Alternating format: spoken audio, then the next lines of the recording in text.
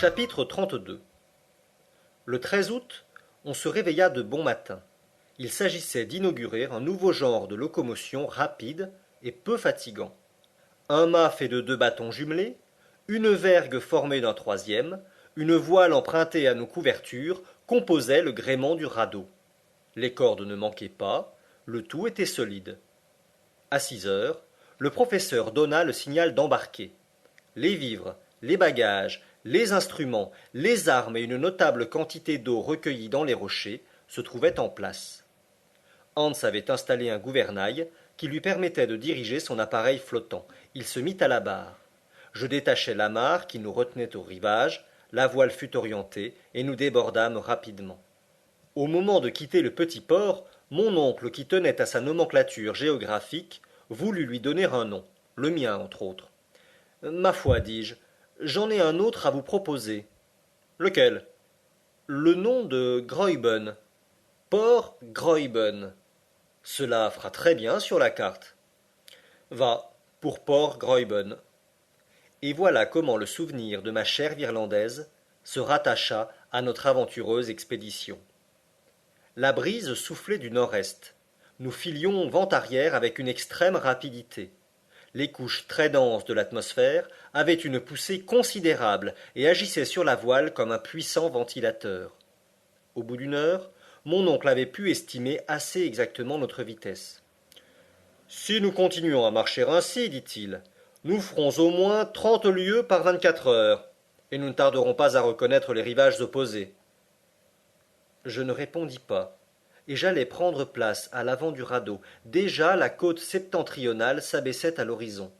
Les deux bras du rivage s'ouvraient largement comme pour faciliter notre départ. Devant mes yeux s'étendait une mer immense. De grands nuages promenaient rapidement à sa surface leur ombre grisâtre qui semblait peser sur cette eau morne. Les rayons argentés de la lumière électrique, réfléchis çà et là par quelques gouttelettes, faisaient éclore des points lumineux dans les remous de l'embarcation. Bientôt toute terre fut perdue de vue, tout point de repère disparut, et sans le sillage écumeux du radeau, j'aurais pu croire qu'il demeurait dans une parfaite immobilité. Vers midi, des algues immenses vinrent onduler à la surface des flots. Je connaissais la puissance végétative de ces plantes, qui rampent à une profondeur de plus de 12 000 pieds au fond des mers, se reproduisent sous des pressions de 400 atmosphères et forment souvent des bancs assez considérables pour entraver la marche des navires. Mais jamais, je crois, algues ne furent plus gigantesques que celles de la mer Lindenbrock. Notre radeau longea des fucus longs de 3 et 4 000 pieds, immenses serpents qui se développaient hors de la portée de la vue. Je m'amusais à suivre du regard leurs rubans infinis, croyant toujours en atteindre l'extrémité, et pendant des heures entières, ma patience était trompée, sinon mon étonnement. Quelle force naturelle pouvait produire de telles plantes, et quel devait être l'aspect de la terre au premier siècle de sa formation, quand sous l'action de la chaleur et de l'humidité, le règne végétal se développait seul à sa surface. Le soir arriva, et ainsi que je l'avais remarqué la veille, l'état lumineux de l'air ne subit aucune diminution. C'était un phénomène constant sur la durée duquel on pouvait compter. Après le souper, je m'étendis au pied du mât, et je ne tardai pas à m'endormir au milieu d'indolentes rêveries. Hans, immobile au gouvernail, laissait courir le radeau, qui d'ailleurs poussait vent arrière, ne demandait même pas à être dirigé.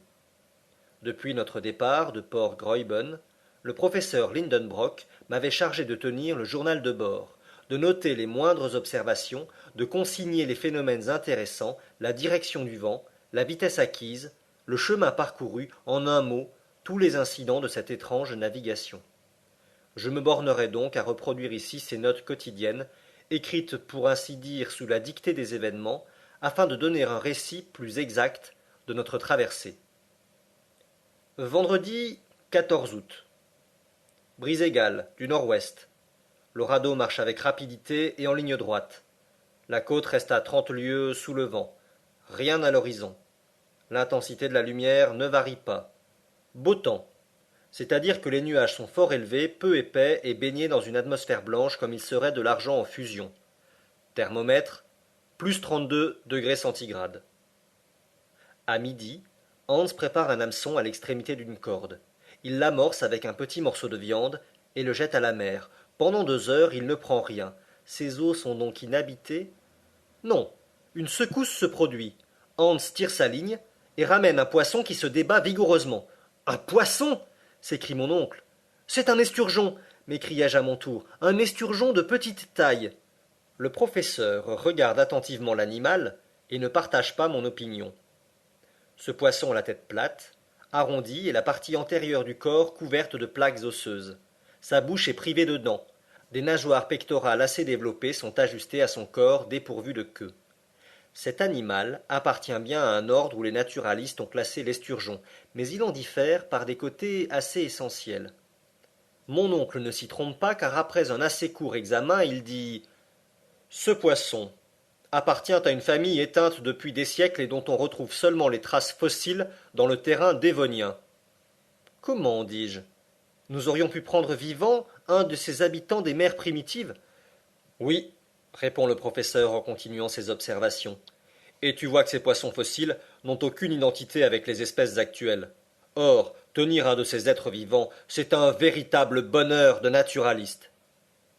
Mais à quelle famille appartient-il? À l'ordre des ganoïdes, famille des céphalaspidés, genre... eh bien, genre des ptéryctis, j'en jurerais. Mais celui-ci offre une particularité qui, dit-on, se rencontre chez les poissons des eaux souterraines. Laquelle? Il est aveugle. Aveugle? Non seulement aveugle, mais l'organe de la vue lui manque absolument. Je regarde. Rien n'est plus vrai, mais ce peut être un cas particulier. La ligne est donc amorcée de nouveau et rejetée à la mer. Cet océan, à coup sûr, est fort poissonneux, car en 2 heures nous prenons une grande quantité de ptéryctis, ainsi que des poissons appartenant à une famille également éteinte, les diptérides, mais dont mon oncle ne peut reconnaître le genre. Tous sont dépourvus de l'organe de la vue.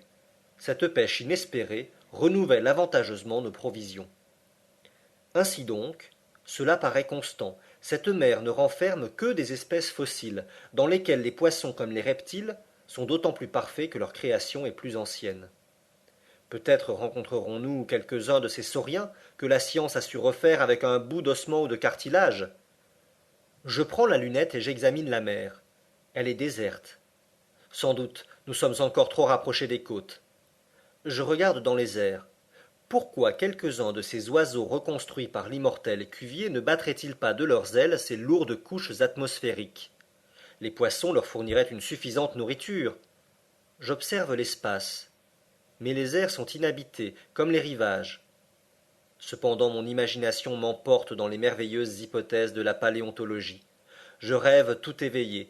Je crois voir à la surface des eaux ces énormes quercites, ces tortues antédiluviennes semblables à des îlots flottants. Sur les grèves assombries passent les grands mammifères des premiers jours, le leptothérium trouvé dans les cavernes du Brésil, le méricothérium venu des régions glacées de la Sibérie. Plus loin, le pachyderme lopiodon, ce tapir gigantesque, se cache derrière les rocs, prêt à disputer sa proie à l'anoplothérium, animal étrange qui tient du rhinocéros, du cheval, de l'hippopotame et du chameau, comme si le Créateur, trop pressé aux premières heures du monde, eût réuni plusieurs animaux en un seul.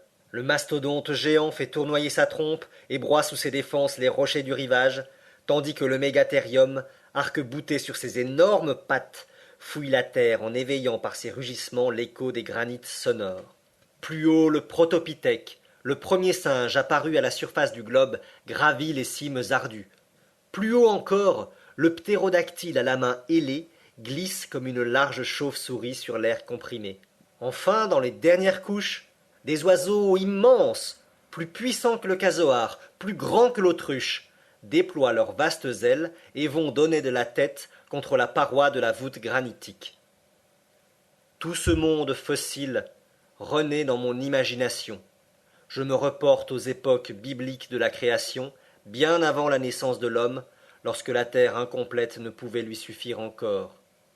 Mon rêve alors devance l'apparition des êtres animés. Les mammifères disparaissent, puis les oiseaux, puis les reptiles de l'époque secondaire, et enfin les poissons, les crustacés, les mollusques, les articulés. Les zoophytes de la période de transition retournent au néant à leur tour. Toute la vie de la terre se résume en moi, et mon cœur est seul à battre dans ce monde dépeuplé. Il n'y a plus de saison, il n'y a plus de climat, la chaleur propre du globe s'accroît sans cesse et neutralise celle de l'astre radieux. La végétation s'exagère.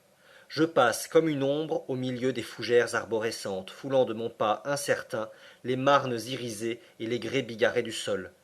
Je m'appuie au tronc des conifères immenses. Je me couche à l'ombre des sphénophiles, des astérophiles et des lycopodes hauts de 100 pieds.